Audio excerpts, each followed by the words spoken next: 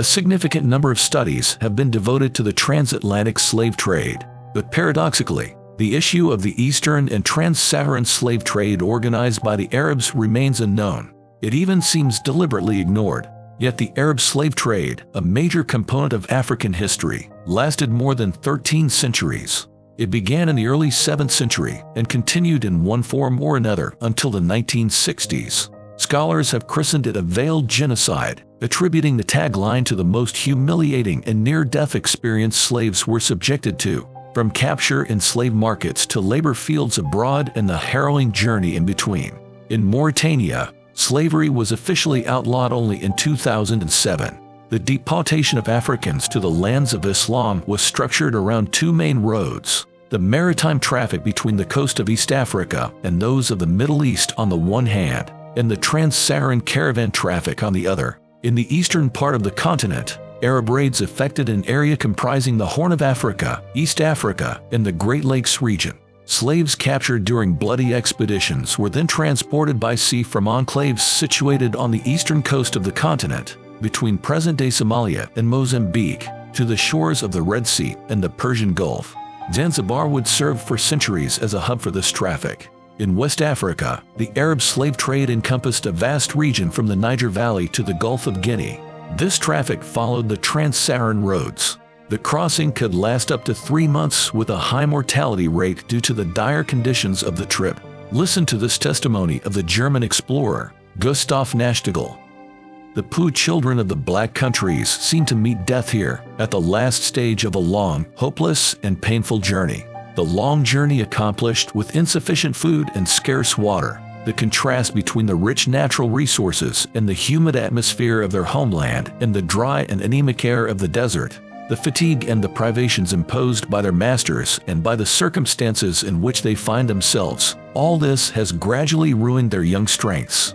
The memory of their homeland that has disappeared along the way, their fear of an unknown future, the endless journey under the blows, hunger, thirst, and deadly exhaustion have paralyzed their last faculties of resistance.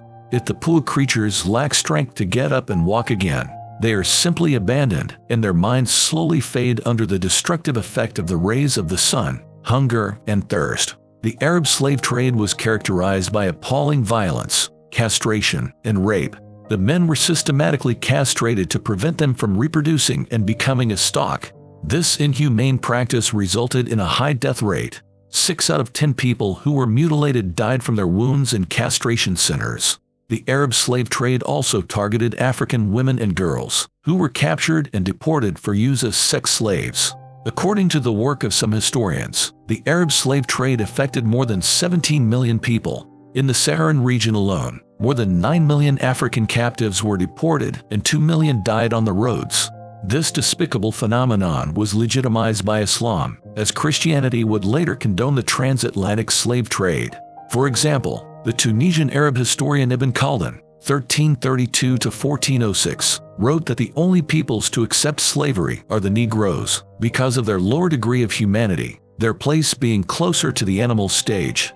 The Algerian Arab theologian Ahmed al-Wankarisi, 1430 and 1431–1508, when asked to give legal and religious recommendations about how to deal with slaves who were Muslims, if it legal or not to buy and sell them, he said, if their conversion to Islam comes after the establishment of a property right on these slaves, then Islam does not demand liberation, because slavery was caused by unbelief. The state of servitude persists after the disappearance of unbelief because of its existence in the past. When they arrived at destinations, the captives were sold in the slave markets of Cairo, Baghdad, Istanbul, Mecca, and other centers.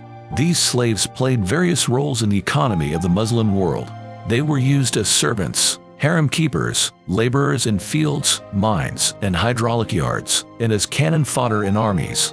Ill treatment sometimes led slaves to rebellion. For example, the revolt of the Zanj, which occurred near the city of Basra in Iraq in 869, lasted 15 years. Under the command of Ali ibn Muhammad, slaves from East Africa and the Great Lakes region rose up, took control of many cities, and founded an embryonic state.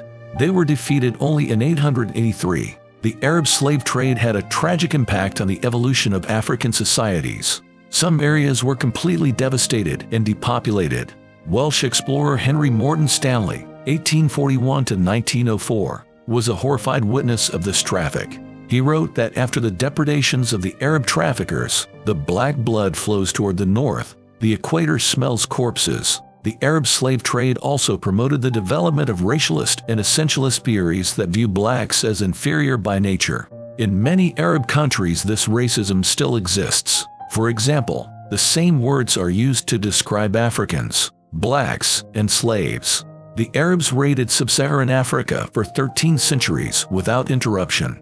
Most of the millions of men they deported have disappeared as a result of inhumane treatment. This painful page in the history of black people has apparently not been completely turned. Read a loosely translated excerpt from The Veiled Genocide, a book by Didi Ndi, a Franco-Senegalese author and anthropologist.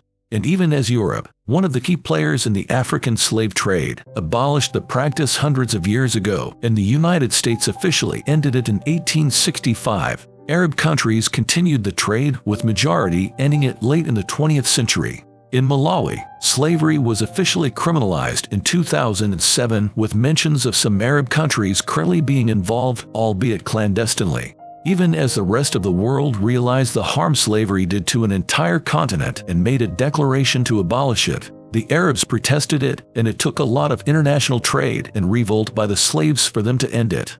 But it is the degree and intensity with which it altered the entire social, reproductive, and economic life of black people that made it more brutal and painful than the transatlantic one. The United Nations made March 23 the International Day of Remembrance of the Victims of Slavery and the Transatlantic Slave Trade, and UNESCO made August 23 the International Day for the Remembrance of the Slave Trade and its abolition. But none such dates exists for the remembrance of the victims of the Arab-Muslim slave trade. When will an international research program address this subject? When will educational material be produced and cultural and artistic programs conducted to raise awareness of this history? When will a museum on the Arab-Muslim slave trade be established? It is indeed a sign of our times that horrors that the whole human race inflicted on each other are only attributed to Western countries. That is why when slavery is mentioned, most imagine Africans enslaved by white Americans in cotton plantations of the Western Hemisphere. But wrong is wrong, no matter who has done it.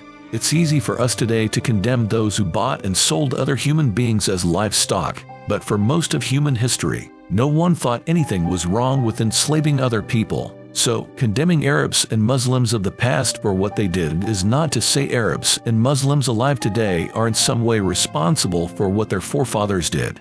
History is what happened, not what we wish had happened. And we have to talk about the past so that we can learn from our mistakes and see the errors of our predecessors so that we who are alive today do not repeat the same mistakes.